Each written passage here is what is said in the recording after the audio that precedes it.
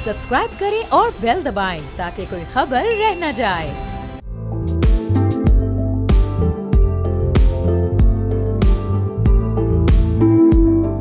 अस्सलाम वालेकुम, मैं अरबाज जहांगीर। आप देख रहे हैं प्रोग्राम व्यापार, कुछ नया करके दिखाओ और दुनिया में छा जाओ। ये थीम है Pakistan one national business plan बराए मुकाबला एक्सपोर्ट एक्सीलेंस का। ये मुकाबला उड़ान पाकिस्तान के तहत हुकूमत का नया इकदाम है जिसका मकसद नौजवानों को महज रोजगार तलाश करने वाला नहीं बल्कि रोजगार देने वाला बनाना है। अब इस मुकाबले की जो तफसीलात सामने आई हैं वो बड़ी दिलचस्प हैं और इसके मुताबिक पाकिस्तान वन के जरिए मुल्क भर से 10,000 नौजवान बिजनेस एंटरप्रेन्योर्स को शामिल किया जाएगा। मुल्क भर से कम 1,000 बिजनेस प्लान जमा किए जाएंगे, जिनमें से कम 500 बिजनेस प्लान्स को रहनुमाई, ट्रेनिंग और बैनुल अक़वामी मौके फराहम किए जाएंगे ताकि उन्हें स्केलेबल बिजनेस में बदला जा सके। इस प्रोग्राम का सबसे बड़ा कशिश वाला पहलू यह होगा कि बेहतरीन बिजनेस प्लान को $5 मिलियन, जी बिल्कुल ठीक सुना है आपने, $5 मिलियन अमेरिकी डॉलर का ग्रैंड प्राइज भी दिया जाएगा, जो मुल्क की तारीख में अपनी नौयत का सबसे बड़ा इनाम है। वजीर मनसूबाबंदी एहसन इकबाल के मुताबिक पाकिस्तान को नौकरी ढूंढने वाली मईशत से नौकरी देने वाली मईशत में बदलना होगा और यही रास्ता तरक्की याफ्ता मईशतों ने भी अपनाया है और यही पाकिस्तान के लिए भी वाहिद हल के तौर पर इस वक्त मौजूद है। पाकिस्तान के मौजूदा आदाद शुमार भी नौजवानों की सलाहियत को जाहिर करते हैं। अक़वाम मुत्तहिदा के मुताबिक पाकिस्तान की कुल आबादी का 64% 30 साल से कम उम्र अफराद पर मुश्तमिल है। 15 से 29 साल की उम्र के नौजवान कुल आबादी का तकरीबन 29% हैं। यह आदाद शुमार इस बात की तस्दीक करते हैं कि पाकिस्तान के पास नौजवानों की सूरत में बेपनाह हुनर और तवानाई मौजूद है।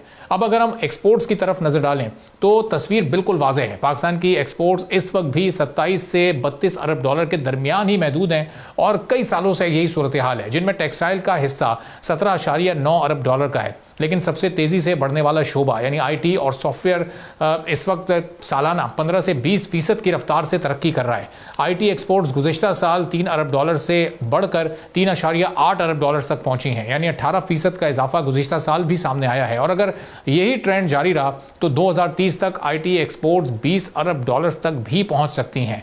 अब यही नहीं, पाकिस्तान के फ्रीलांसर्स भी आलमी सतह पर अपनी सलाहियत को मनवा रहे हैं। हालिया आदाद शुमार के मुताबिक पाकिस्तानी फ्रीलांसर्स ने सालाना $500 मिलियन ज़र मुबादला कमाने का रिकॉर्ड बनाया है और इस संग मील ने पाकिस्तान को दुनिया के तेजी से उभरते हुए फ्रीलांस हब्स में शामिल कर दिया है। पाकिस्तान वन का मकसद यही है कि इन सलाहियतों को मजबूत किया जाए, नौजवानों को महज नौकरी तलाश करने वाला ना छोड़ा जाए बल्कि उन्हें बिजनेस लीडर और रोजगार फराहम करने वाला बनाया जाए। हुकूमत का यह मानना है कि यही नौजवान कल का सबसे बड़ा माशी इंजन बन सकते हैं। लेकिन जाहिर है कुछ सवालात भी हैं और सवाल सबसे पहले यह है कि क्या हुकूमत का यह प्रोग्राम नौजवानों को हकीकतन माशी इंजन बना पाएगा? क्या $5 मिलियन का इनाम आलमी मेयार के स्टार्टअप्स पैदा करेगा और क्या ये नौजवान पाकिस्तान को नौकरी देने वाली मईशत में कामयाब हो जाएंगे? और अगर ऐसा मुमकिन हुआ तो इसके लिए कितना वक्त दरकार होगा, हुकूमत की कितनी संजीदगी चाहिए होगी? ये वो तमाम सवालात हैं जो हम अली फरीद ख्वाजा साहब के सामने रखेंगे। चेयरमैन के ट्रेड हैं, हमारे साथ मौजूद हैं। बहुत शुक्रिया अली फरीद साहब, प्रोग्राम के लिए आपने वक्त निकाला। अब विजन इस हुकूमत का बड़ा ज़बरदस्त इस वक्त दिखाई दे रहा है। ये जो प्रोग्राम लॉन्च किया गया है पाकिस्तान की इकॉनमी में, ये आगे कितना इम्पैक्ट डाल सकता है, खासतौर पर नौजवानों में कितनी अट्रैक्शन पैदा कर सकता है?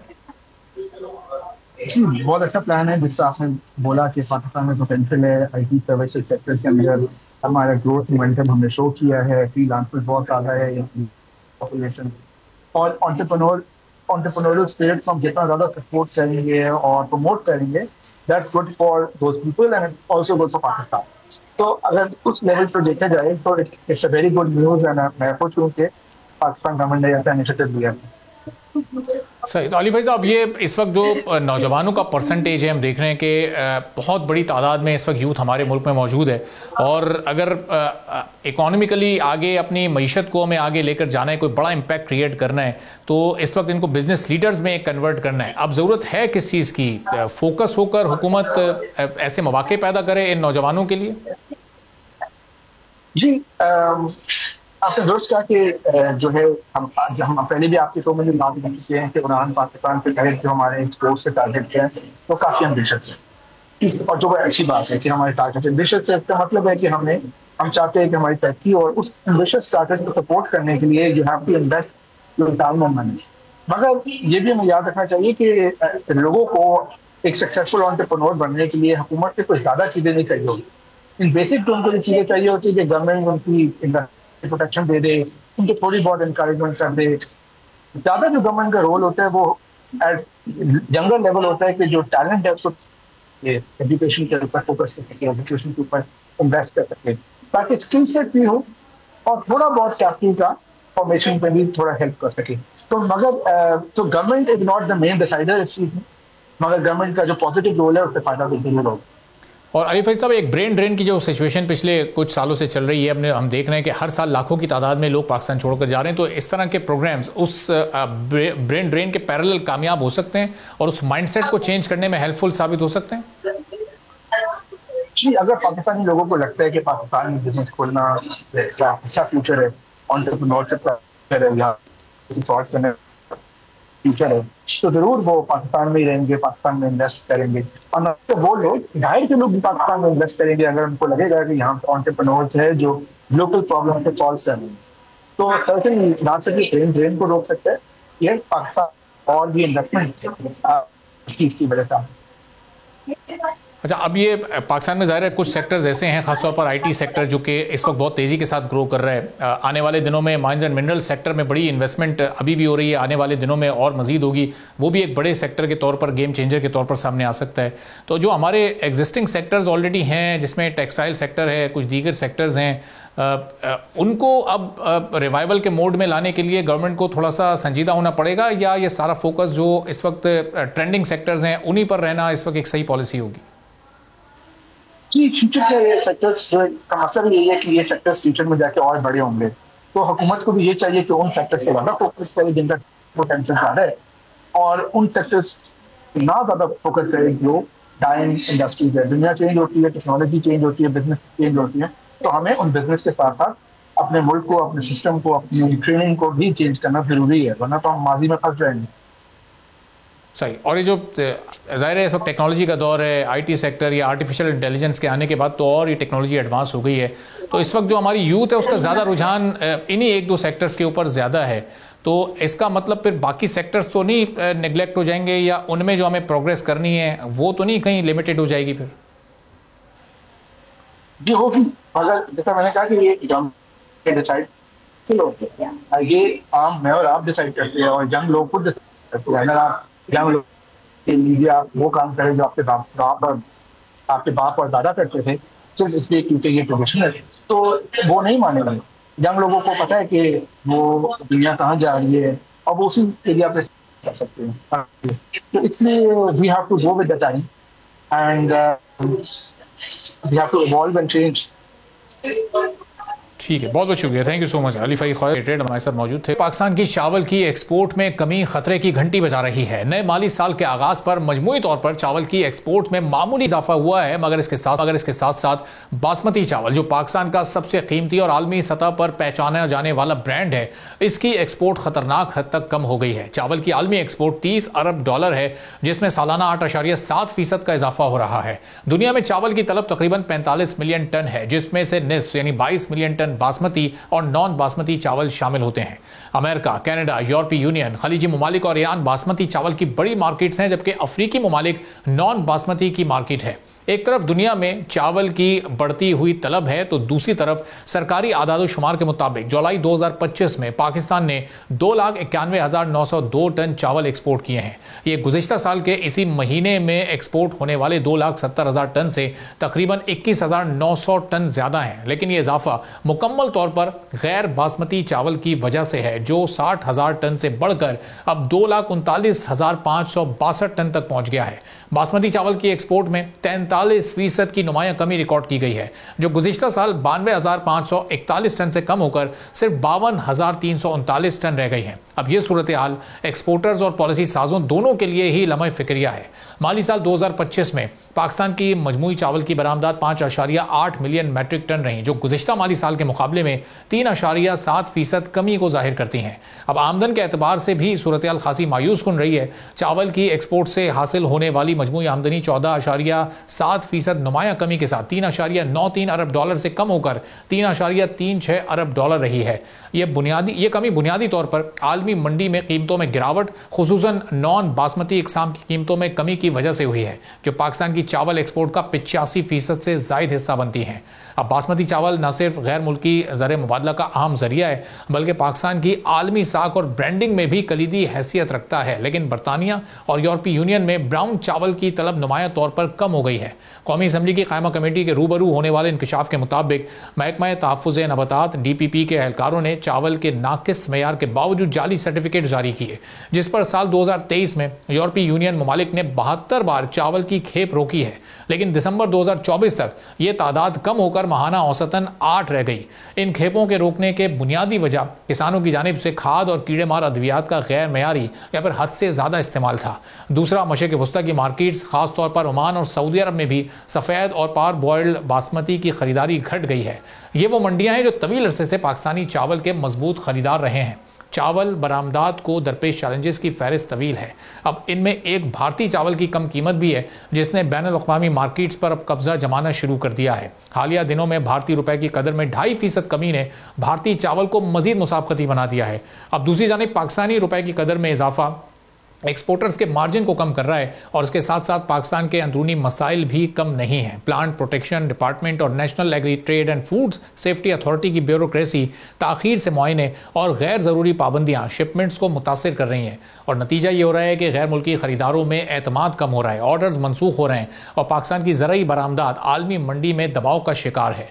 ज़र मुबादला के महाज पर भी सूरत हाल ये नुकसानदेह है। बासमती की कमी से बरामदी आमदनी पर बराह रास्त असर पड़ रहा है और एक्सपोर्टर्स खबरदार कर रहे हैं कि फौरी इस्लाहात ना की गई तो पाकिस्तान अपनी आला हैसियत खो देगा और मुस्तकिल खरीदार भी सस्ते मुतबादिल की तरफ मुंतकिल हो सकते हैं। अब कुछ सवालात हैं। सवाल यह है कि क्या ये बहरान पाकिस्तान के लिए एक मौके में बदल सकता है? दूसरी तरफ हम देख रहे हैं अमेरिका की जानिब से भारत पर टैरिफ में इजाफा किया गया है, तो क्या पाकिस्तान अपनी हिकमत अमली के जरिए इस खला को पूर्ण कर सकता है, ये मार्केट कैप्चर कर सकता है? क्या बर वक्त पॉलिसी इकदाम के जरिए पाकिस्तान आलमी मार्केट में अपना खोया हुआ मुकाम दोबारा हासिल कर सकता है या नहीं? और ये बहरान ज़रूरी इस्लाहात का पेश खेमा साबित होगा या नहीं, इस पर हम बात करेंगे। जावेद जिलानी साहब सीनियर वाइस चेयरमैन है rice exporter association of Pakistan के हमारे साथ मौजूद हैं। बहुत शुक्रिया जावेद साहब, प्रोग्राम के लिए आपने वक्त निकाला।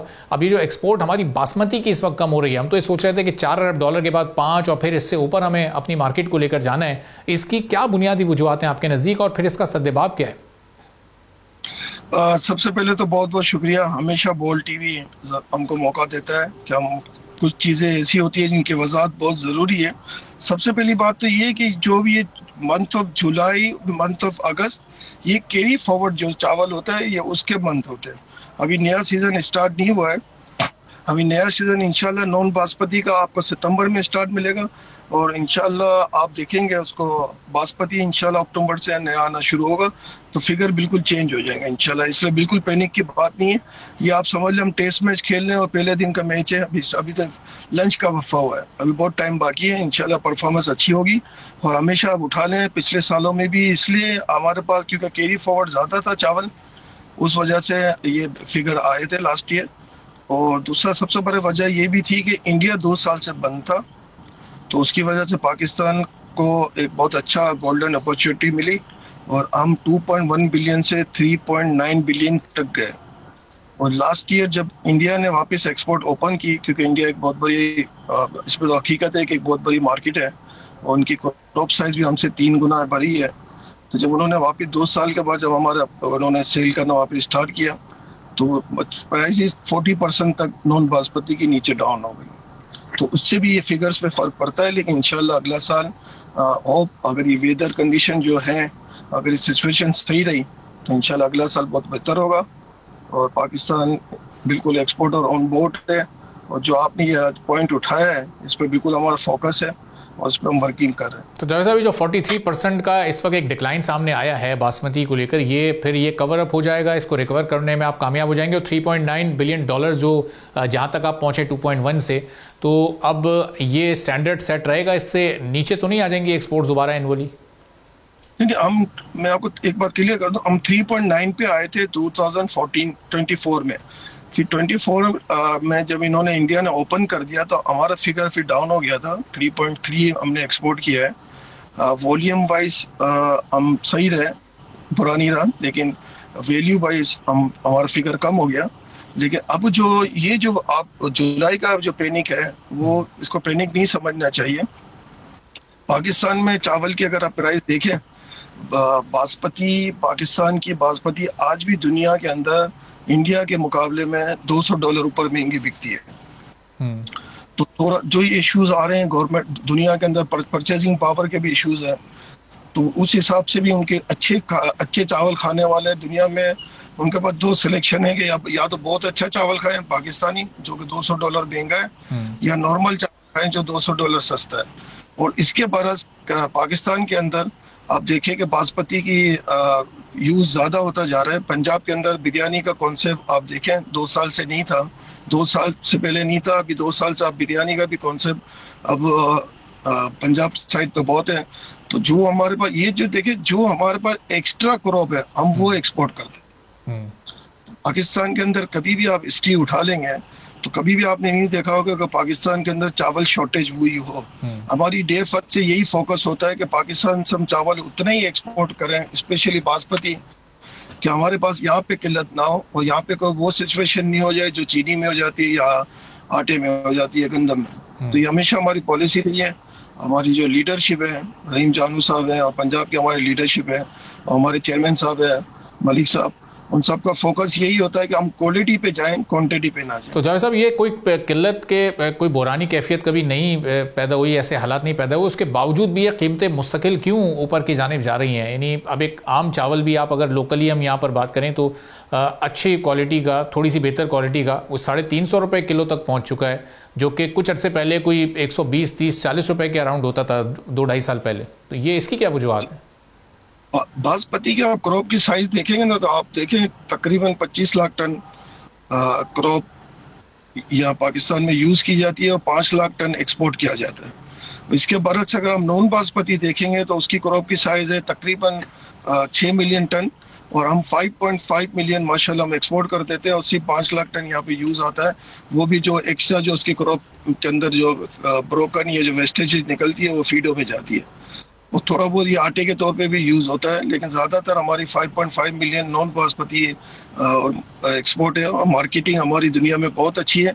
इंडिया ने मार्केट रेट खोल के तकरीबन 40% मार्केट डाउन की, इसके बाद भी आप फिगर देखें हमारे फिगर इतने बुरे नहीं रहे और अभी हमारे कदम जमे हुए हैं मार्केट में।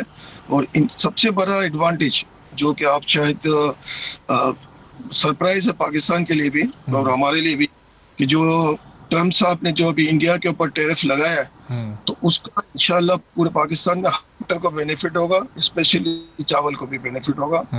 आज इत्तेफाक ये है कि हमारे चावल की क्वालिटी अच्छी होने की वजह से हम $200 महंगे इंडिया से। जब ये टैरिफ में 31% का 19 और 50 का फर्क पड़ेगा तो हमारे को $310 का फर्क पड़ जाएगा। तो इससे हमारी एक्सपोर्ट के फिगर जो कि आज बहुत कम है अमेरिका में स्पेशली, वो आप समझ लें कि नेक्स्ट ईयर इंशाल्लाह 3 टाइम हो जाएंगे। अच्छा जावेद साहब, ज़ाहिर है एक्सपोर्ट तो हम सिर्फ सरप्लस या इजाफी ही चावल कर रहे हैं, जो पाकिस्तान में चावल इस वक्त इस्तेमाल हो रहा है, बेचा जा रहा है, उसकी कीमत ज़्यादा क्यों है? वो इतना महंगा इस वक्त क्यों मार्केट में दस्तयाब है? तो असल में देखिए सारी चीज़ें हैं कि हमारा फोकस हमेशा रहा था मार्केटिंग के ऊपर। अभी भी हमारा डेलीगेशन आज देखा हम नॉन बासमती में अभी गया हुआ है, साउथ अफ्रीका गया हुआ, वेस्ट अफ्रीका गया हुआ है।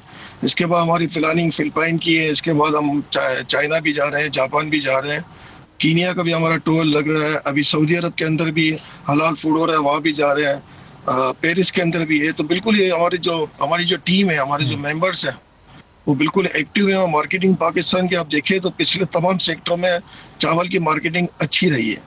तो हमारे पास जब चावल अच्छे रेटों में बाहर सेल हो रहा है तो उसको जब आप यहाँ से कंपेयर करेंगे तो उसके हिसाब से सारी कैलकुलेशन होती है। फिर भी हमने फोकस रखा है कि पहले पाकिस्तान की डिमांड पूरी की जाए, इसके बाद एक्सपोर्ट पे जाया जाए।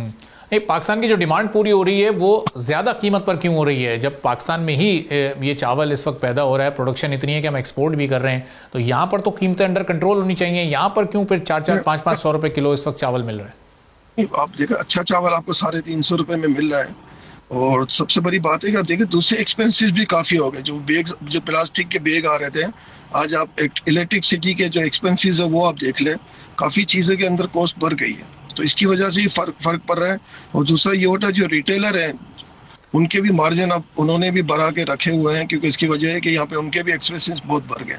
तो ये जो पाकिस्तान के अंदर चावल में 10-12% जरूर महंगाई हुई होगी बासमती के अंदर, लेकिन इसके साथ साथ हमने क्वालिटी पे भी कंट्रोल किया है। ठीक है, बहुत बहुत शुक्रिया Javed Jilani, vice chairman rice exporter association of Pakistan हमारे साथ मौजूद थे। गुफ्तगू आपने सुनी, एक ब्रेक लेते हैं, ब्रेक के बाद वापस आएंगे, एक और अहम मौजू पर बात करेंगे।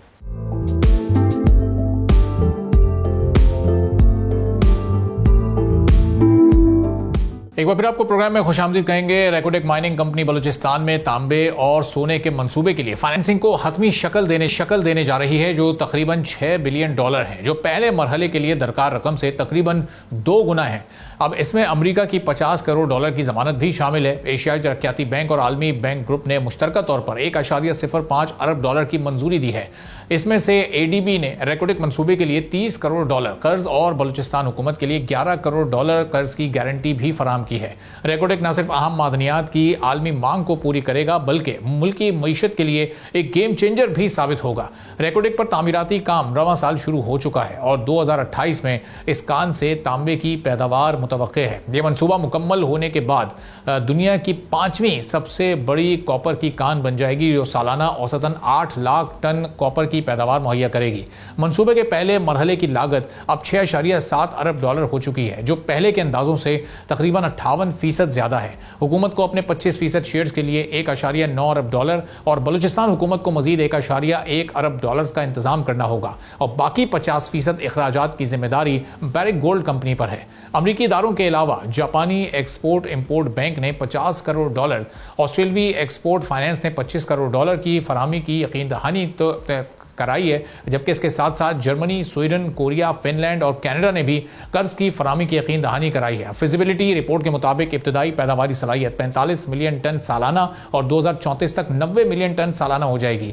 कॉपर की मुतवक्की कीमत $4.03 फी पाउंड और सोने की मुतवक्की कीमत $2045 फी ऑन्स के हिसाब से इंटरनल रेट ऑफ रिटर्न तकरीबन 21.32% से तकरीबन 6 साल चलता रहेगा। रेकोडेक से मिलने वाला मुनाफा तकरीबन $70 बिलियन तक पहुंच सकता है। रेकोडेक में अमेरिका और चाइना दोनों ममालिक की दिलचस्पी के साथ ये एशियाई तरक्याती बैंक की तरफ से नए critical minerals to manufacturing value chains framework के तहत की पहली माइनिंग होगी, जिसका मकसद एशियाई ममालिक को क्लीन एनर्जी, इलेक्ट्रिक गाड़ियां और डिजिटल टेक्नोलॉजीज के लिए जरूरी मवाद की बढ़ती आलमी सप्लाई का फायदा उठाने में मदद करना। ये किस हद तक गेम चेंजर पाकिस्तान की इकोनॉमी में साबित हो सकता है और इससे पाकिस्तान को मैक्सिमम कितना फायदा हो सकता है, डॉक्टर गौर रहमान साहब माइंस एंड मिनरल्स एक्सपर्ट हैं, हमारे साथ मौजूद हैं, उनसे इस पूरी सूरत पर गुफ्तगू करेंगे। डॉक्टर साहब, बैरिक गोल्ड पर अभी बहुत तेजी से काम हो रहा है, अब ये 2028 तक एक फ्रूटफुल प्रोजेक्ट के तौर पर सामने आएगा, पाकिस्तान की मईशत में अपना एक कलीदी किरदार अदा करेगा।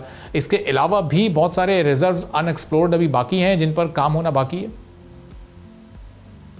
जी बिल्कुल, इससे पहले सैंडक कॉपर माइन हमारी एक सक्सेसफुल एक प्रोजेक्ट है हमारा पाकिस्तान में, और उसके बाद अगर किसी प्रोजेक्ट के ऊपर नजर है तो वो रेकोडेक के है।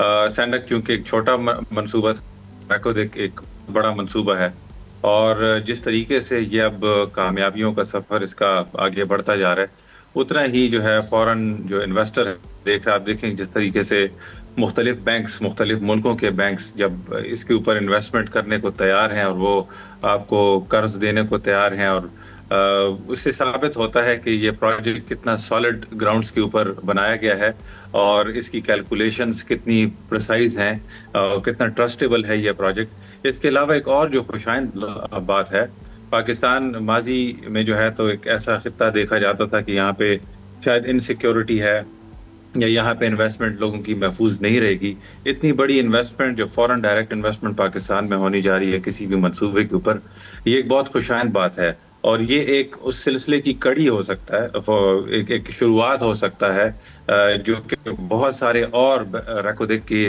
तर्ज के ज़खायर पास मौजूद हैं पूरी चागी कारक में, जिनके ऊपर इस वक्त काम हो।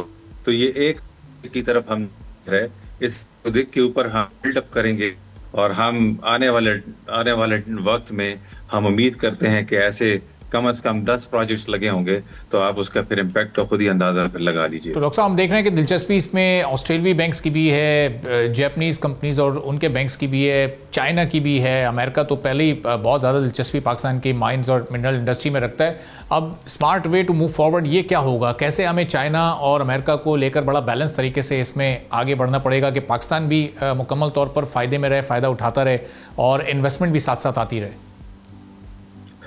जी बिल्कुल, मेरे ख्याल से इस वक्त जो हमारी गवर्नमेंट की भी पॉलिसी नज़र आ रही है वो बड़ी बैलेंस नज़र आ रही है, जिसमें एक तरफ तो चाइनीज कंपनियां फॉर एग्जांपल जो सैंडक मेटल के साथ एमसीसी एक चाइनीज बहुत बड़ी कंपनी है जो कि इस वक्त स्यादिक के प्रोजेक्ट में भी, जो रेकोदिक के साथ ही एक और प्रोजेक्ट है स्यादिक, उसके ऊपर एमसीसी काम कर रही है। इसी दूदर लेड जिंक की उनकी बहुत बड़ी माइनिंग साइट है। तो चाइनीज जहाँ पे जायंट्स लगे हुए हैं वो भी पाकिस्तान की मिनरल इंडस्ट्री में काम कर रहे हैं। इसी के यूएस को भी, अमेरिका को भी पूरा मौका दिया जा रहा है और इससे एक बैलेंस रहेगा और पाकिस्तान भी एक बैलेंस्ड कंट्री पे जाने लगेगा कि ये किसी खास उस साथ नहीं अटैच, बल्कि ये बिजनेस करने वाला मुल्क है और एक बिजनेस फ्रेंडली मुल्क है।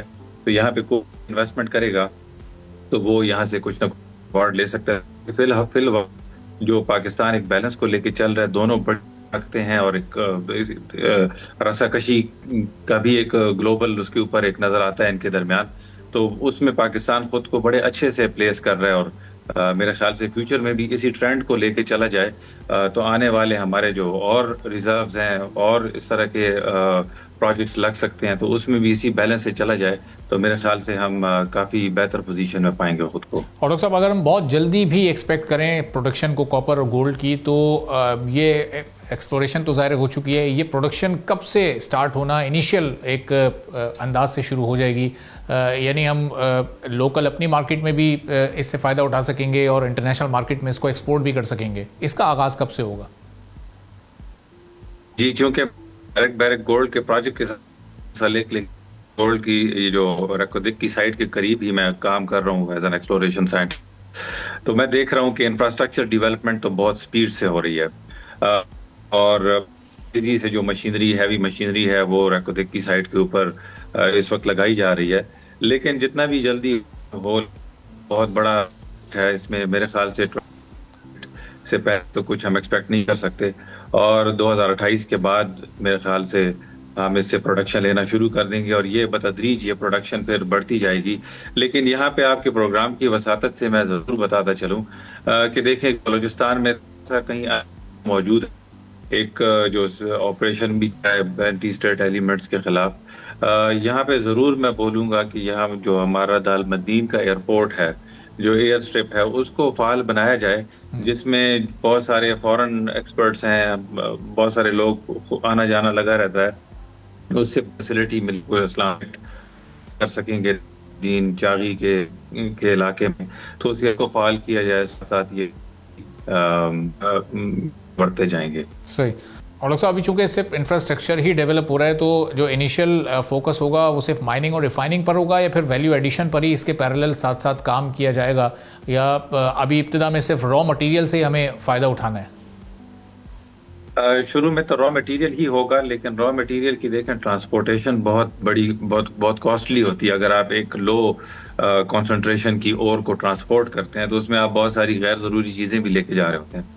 तो यूं ही एक्सट्रैक्शन स्टार्ट होगी तो उसी के साथ साथ ये लोग रिफाइनरी का भी सेटअप हैं, तो रिफाइनरी भी यहीं पे होगी, पाकिस्तान में ही ये जो ओर है वो रिफाइन होगी और यहीं पे अपग्रेडेशन होगी इसकी। ठीक है, बहुत बहुत शुक्रिया doctor Gauhar Rehman, general expert हमारे साथ मौजूद थे, गुफ्तगू आपने सुनी। एक ब्रेक लेते हैं, ब्रेक के बाद वापस आएंगे, एक और आम मौजू पर बात करेंगे।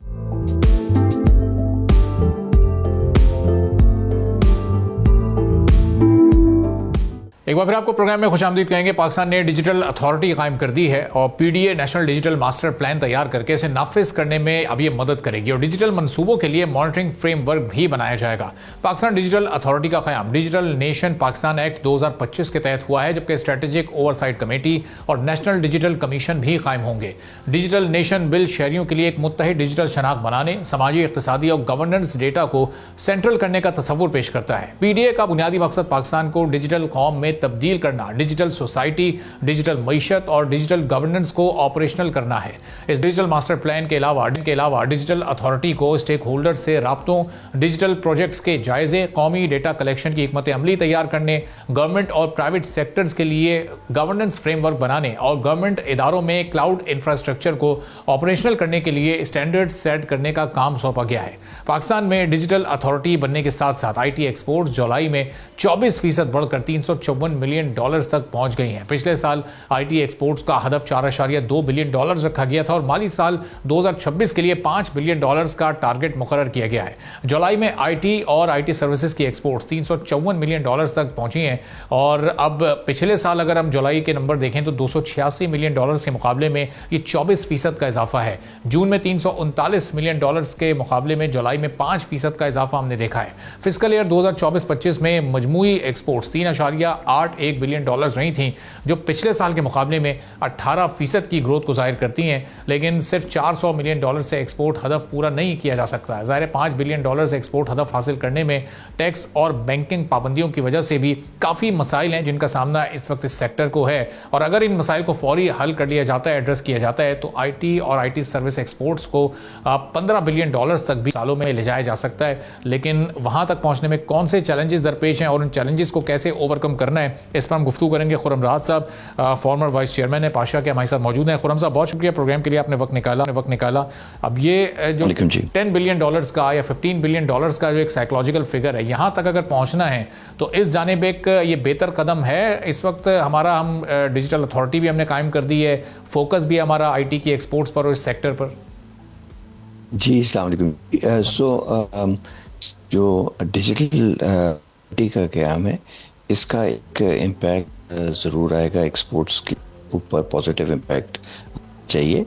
उसके साथ और भी सारी चीज़ें हैं जिनको जो है एनेबलर्स को होना ज़रूरी है। उसके साथ साथ जो मेरे हिसाब से डिजिटल अथॉरिटी क़याम है, वो मुल्क अंदर ख़ास तौर पे गवर्नेंस बात कर लें, ई कॉमर्स की बात कर लें, ओवरऑल स्टैंडर्डाइजेशन की बात कर लें, उस पॉइंट ऑफ व्यू से भी बहुत इम्पोर्टेंट है।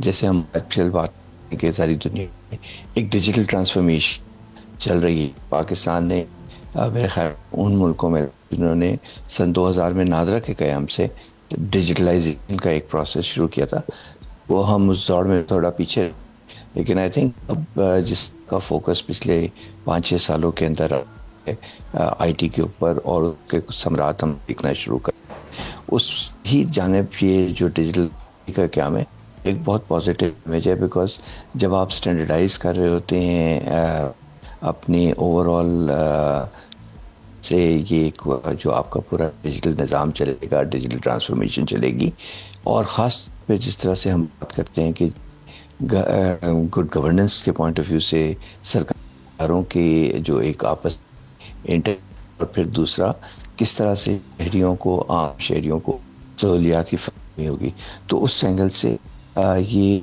तरह का जो डिजिटल अथॉरिटी का है वो बहुत इम्पोर्टेंट है, क्योंकि वो एक बहुत अच्छा एक फ्रेमवर्क दे सकेगा जिसके तहत आपकी जो डिजिटल इकोनॉमी है, जो डिजिटल गवर्नेंस है, एक मुनज़्ज़म तरीके से इम्प्लीमेंट हो सकेगी। और खुर्रम साहब, जो हमारी इस वक्त एक्सपोर्ट के फिगर्स हैं, $3.8 बिलियन तक हम पहुंच चुके हैं। इस साल हम एक्सपेक्ट कर रहे हैं कि शायद $5 बिलियन को ये टच करेगी इस फिस्कल ईयर में। इसमें एक बड़ी अच्छी ग्रोथ, और पिछले तकरीबन 18 मंथ्स से हम मुसलसल ग्रेजुअल इसको बढ़ते हुए देख रहे हैं। ये अगर हमें डबल फिगर्स तक पहुंचना है, $10 बिलियन को टच करना है, चूँकि हमारे पड़ोसी मुल्क हमसे बहुत आगे निकल चुके हैं, तो ये फिर ये रफ्तार हमें कितनी अभी बढ़ानी होगी और किस तरह से इस रास्ते पर चलना होगा जो हमारी इस गवर्नमेंट का, इस आईटी मिनिस्ट्री का फोकस है इंसेंटिवाइज करने में इस सेक्टर को या फैसिलिटीज़ प्रोवाइड करने में, वो इस वक्त आपको राइट ट्रैक पर नज़र आ रहा है? सो देखिए, ट्रैक पे तो राइट है। हाउएवर जिस तरह हम बात करें कि हमने 10 बिलियन का या 15 बिलियन का टारगेट अचीव करना है, तो उसमें कुछ मुस्बत इक़दाम मज़ीद इख्तियार करने की ज़रूरत है। डिजिटल अथॉरिटी एक है, दूसरी तरफ जैसे आपने ख़ुद शुरू में कहा कि जो इनकम टैक्स से रिलेटेड मामलात हैं को मज़ीद करने की ज़रूरत है। उसके साथ साथ जो हमारे यहाँ स्किल डेवलपमेंट के ऊपर फोकस है, उस स्किल्स डेवलपमेंट को जो है एक ज़्यादा तरीके से, मुनज़्ज़म तरीके से इम्प्रूव करने की ज़रूरत है, क्योंकि जब आप करते हैं आने की, उसमें ऑब्वियसली आपको स्किल्ड रिसोर्स ज़रूरत है।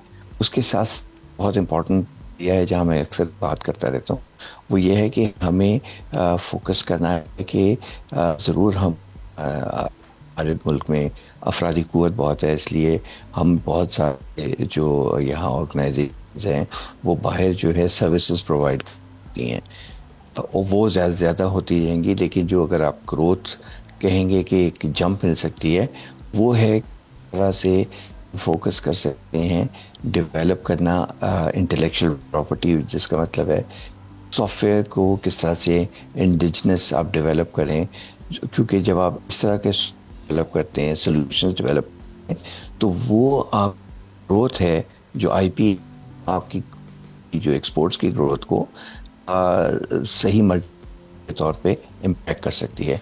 तो वो डेवलपमेंट, आईपी प्रोटेक्शन, ये चीज़ों पे भी करने की ज़रूरत है, और उम्मीद है ये डिजिटल अथॉरिटी के क़याम से इन चीज़ों पे करने में एटलीस्ट फ्रेमवर्क के तौर पे गवर्नमेंट एनेबलमेंट कर सकती है, और उसके साथ साथ रिसर्च और डेवलपमेंट को सपोर्ट करना बहुत ज़रूरी है। और खुर्रम साहब, ये अब डिजिटल अथॉरिटी स्किल डेवलपमेंट को किस हद तक और किस तरह से सपोर्ट करेगी, और जो इंटरनेशनल स्टैंडर्ड्स हैं क्या उनको फिर हमारे यहाँ के जो लोकल आईटी ग्रेजुएट्स हैं वो मीट करेंगे?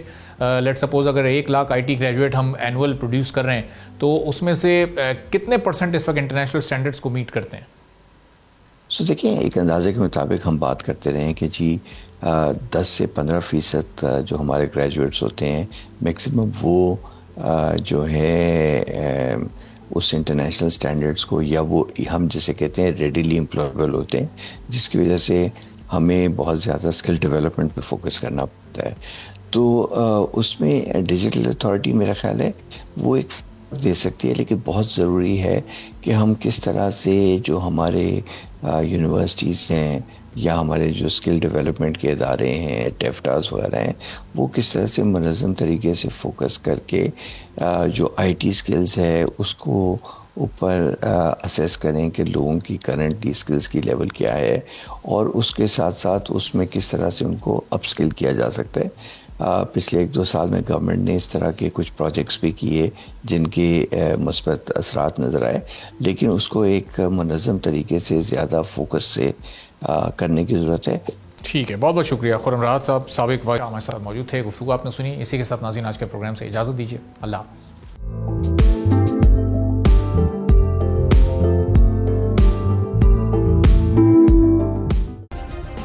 सब्सक्राइब करें और बेल दबाएं ताकि कोई खबर रह न जाए।